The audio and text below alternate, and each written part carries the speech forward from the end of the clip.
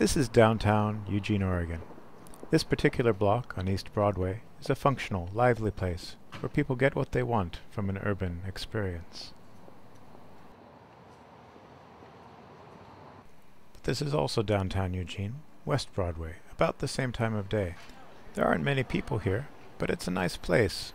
The flowers are well maintained, the paving is solid, the statues are well wrought and thought-provoking. But there are too few people here on West Broadway, fewer people than you'd expect. Locally, everyone agrees on why there are no people here. It's because the spaces are half empty. It makes the whole place seem incomplete. Well, we'd like to propose that the key to revitalizing downtown Eugene is simple. Just fill the empty space.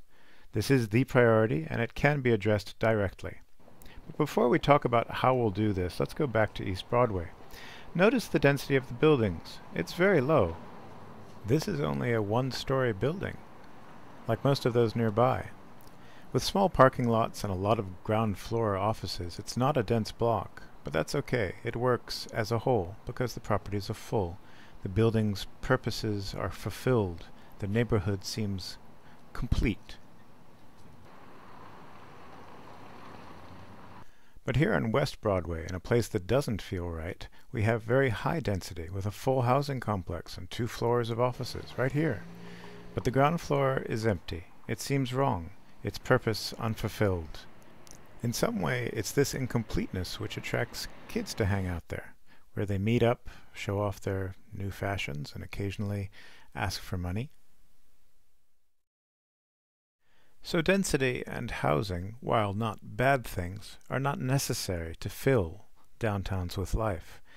The buildings in downtown Eugene do not need to change. These exact buildings used to be full of life and purpose. And when kept full, they still are.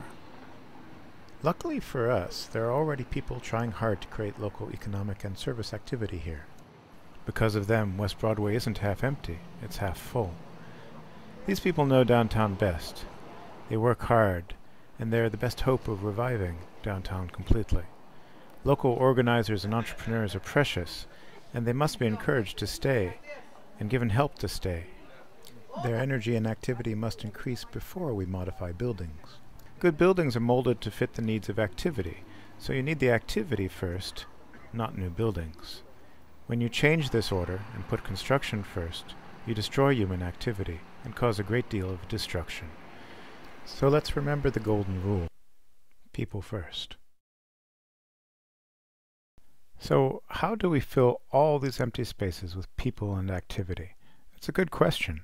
So in 2003 we set out to find the answer. We knew we needed 2 things.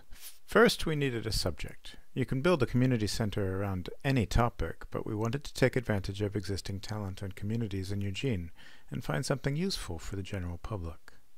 We settled on Eugene's Argentine tango community. A downtown community dance hall sounded like a good idea. Second, we needed a space. We purposely picked the worst space we could, a dark, scary place on West Broadway. With a group of hard-working, enthusiastic, but frightened volunteers and amateurs, we set out to fix the place up.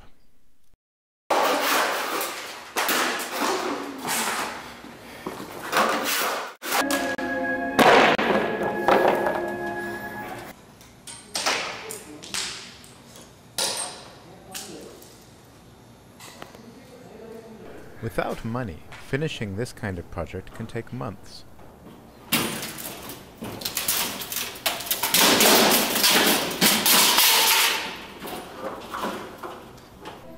It takes amateurs longer. They need to study, seek professional advice, and practice, but it's a great learning opportunity.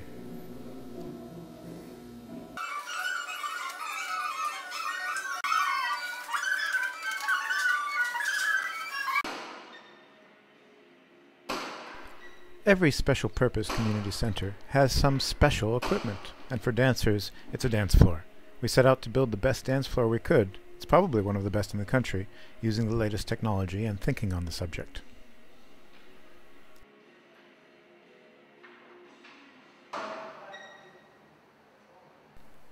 Day after day, for 4 months, volunteer teams as small as 4 and as large as 30 worked on hundreds of tasks, many of which were multiplied by the vast 8,000 square foot space.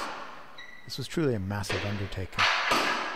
What could motivate this kind of volunteer dedication? These hundreds of volunteers, putting in their countless thousands of volunteer hours, had one thing in mind, one thing they wanted to see in their hometown.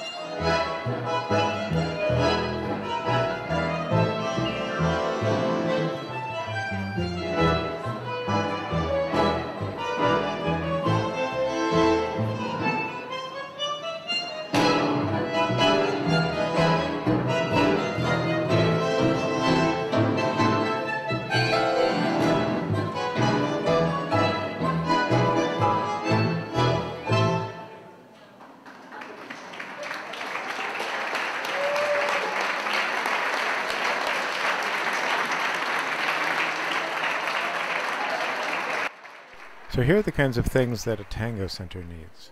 And these all have their analogs in any kind of special purpose community center that you might build so that it would have its own economic sustainability. The first rule is support local talent. Here's a Eugene pianist sitting in with a visiting tango band, learning the ropes. Supporting local talent means bringing the itinerant musicians and the local musicians together so they can learn from each other. Such an experimental scene can be quite attractive for visitors and for locals.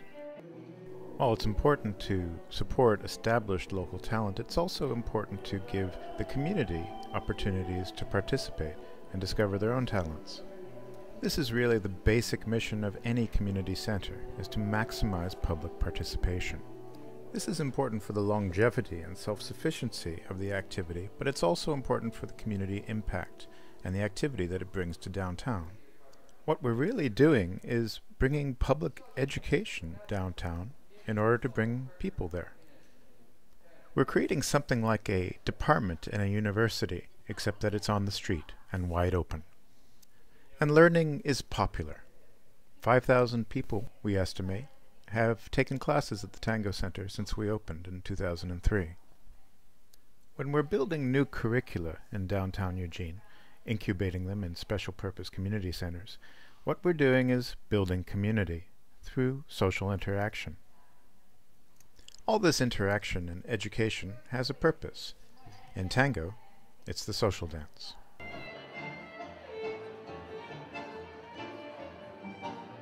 Of course, any educational institution that you'd start in downtown Eugene would have to have this kind of social component. It's a good integration, education and sociability. And if you think about it, it's possible in just about any field. The point of all this discussion of the Tango Center is this. Eugenians can create life on West Broadway. They just need a little bit of help. Given that we believe in the incubation of local economic activity downtown, what would we recommend the city purchase among the existing options on West Broadway? We recommend purchase of the 4 half-blocks on the south side of West Broadway between Charlton and Willamette. That's the Center Court building, which we think should be called Kesey Central, the Washburn building, the Diva and Farmers Market complex that starts on Olive Street, and the Tango Center, Shaw Med, and New Zone building. We have 3 compelling reasons for recommending these particular buildings. First, they all have empty space, which we can begin to rent out and incubate local activity in immediately. The second reason is even more compelling. These buildings all contain projects which are essential to the life of downtown and the city itself. They all have potential, they can all be expanded upon, they all have community support, and their preservation and protection from whatever forces, be they governmental or private, is a civic priority. Thousands of people have worked extremely hard to make all these projects successful, and it's very important that they stay where they are. Our final reason is in support of how we believe these buildings will be governed and programmed in perpetuity. In the following, assume that the city, as owner and funder, will have control over the process. The tenants in the properties we recommend for purchase are all experienced community organizers. They are also effective programmers of space, of activities, of events, and of curricula. We believe that the tenants in these buildings have all the talents necessary to bring downtown to life again. What we are proposing to organize is a new civic body of tenants and those interested in helping downtown Eugene. It will be an experiment, but one which we believe is common sense, natural, and incremental. We believe it has the highest chance of success and will fulfill the public need for a vital and relevant civic heart. For details, see the response to the RFQ and browse your way over to www.downtowneugene.org.